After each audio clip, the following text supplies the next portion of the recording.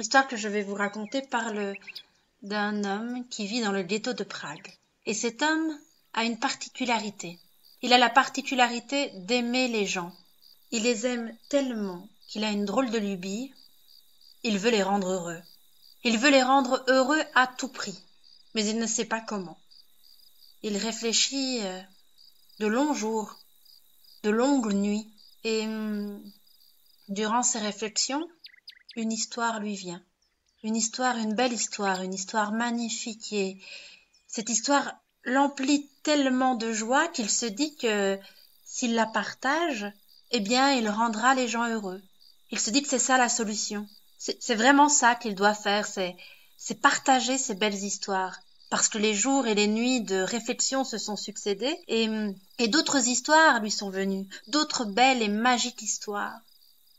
Alors il décide d'aller sur la place du village, la place du ghetto de Prague. Il s'installe tout près d'un banc. L'espace est grand, il y a beaucoup de passages. Certains jours, il y a le marché. Et lui, il s'installe tout près de ce banc. Et il commence à raconter ses histoires. Alors, quand il commence à prendre la parole le premier jour, eh bien, quelques personnes viennent, s'attroupent autour de lui, l'écoutent. Ah, il a quand même un petit succès, mais contrairement à toutes ces personnes qui passent sur cette place, bon, on peut dire que ce n'est pas vraiment le succès qu'il attendait. Il aurait aimé toucher plus de gens. Mais ces gens s'attroupent quand même autour de lui et il écoute. Parfois d'une oreille distraite, mais cet homme, lui, cet homme toujours dans cette quête, toujours dans cette envie, raconte son histoire, raconte ses histoires. Une, deux, trois, quatre. La fin de l'après-midi arrive et petit à petit, les gens s'en vont. Il se retrouve seul, seul à côté de ce banc sur cette grande place où presque plus personne ne passe. Il se dit, voilà, aujourd'hui j'ai raconté des histoires, j'ai eu quelques personnes, ce n'est pas suffisant.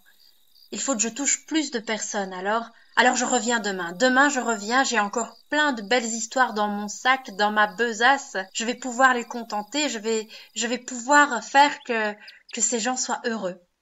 Le lendemain, la même heure au poste.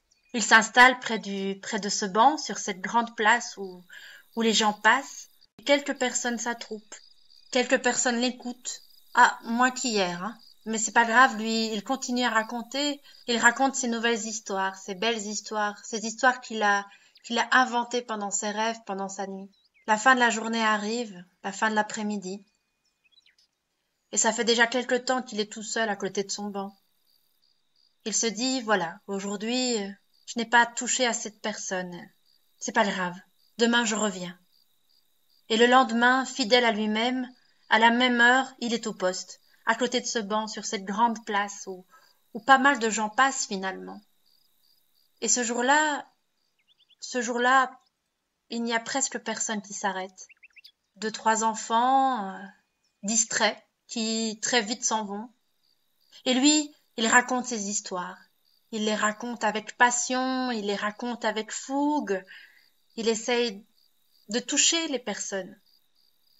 La fin de la journée arrive, la fin de l'après-midi, et il fait encore le constat qu'il y a moins de gens. Il dit c'est pas grave, demain je reviens. Et le lendemain, à la même heure, il est fidèle au poste, à la même heure, oui. Et le jour suivant, et le jour suivant, et le jour suivant, et le jour d'après, et celui d'encore après. Et il fait ça sur une semaine, un mois, 2 ans, des années. Pendant des années, il est là à côté de son banc, à la même heure, fidèle au poste, à raconter toutes ces histoires qu'il a inventées pendant ses rêves, toutes ces belles histoires qui lui procurent tant de joie. Il n'y a plus personne qui s'arrête, non, plus personne. Les gens ont pris l'habitude de le voir, il passe un peu pour le fou du village, celui qui parle tout seul. Il est là, il fait partie du paysage. Cela fait déjà quelques années qu'il est là à côté de son banc, à la même heure, toujours fidèle au poste avec ses histoires, sa passion.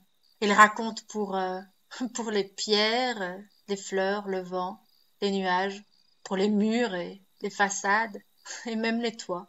Parfois quelques oiseaux arrivent et il raconte pour eux, après tout. Il raconte tout seul.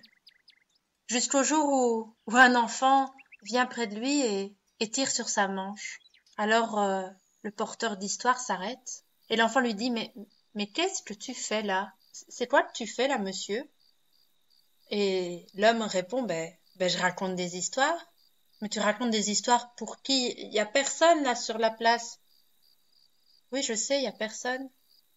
Mais pourquoi tu racontes toutes ces histoires s'il y a personne qui t'écoute? Je les raconte, au départ, je les raconte parce que j'avais envie de rendre les gens heureux. Oui, les gens heureux. Les gens heureux et je voulais aussi changer le monde. Ah oui? Même s'il y a personne qui t'écoute, tu continues? Mais pourquoi tu continues?